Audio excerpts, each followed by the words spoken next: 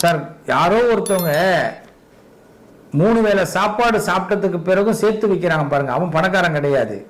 3 வேளை சாப்பாடு எல்லாரும் சாப்பிடணும்னு நினைக்கிறான் பாருங்க, அவன் பணக்காரன். அப்ப எல்லாரும் நல்லா இருக்கணும், எல்லாரும் சாப்பிடணும்னு நினைக்கிற கன்னிராசி ஒரு குற்றமான ராசியா?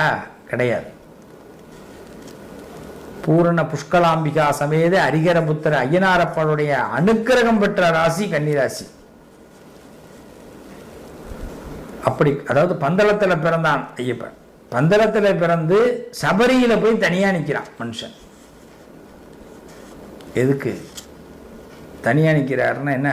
நம்ம எல்லாம் அவரை தேடி போகணும். அதான் கன்னிராசியோட பலம். கன்னிராசியை நீங்க தூக்கி எரிஞ்சிடலாம், ஆனா ஒரு நாள் கன்னிராசியோட உதவிதான் மற்றவர்களுக்கு தேவைப்படுங்கிறது ஒரு நாள் புரியும்.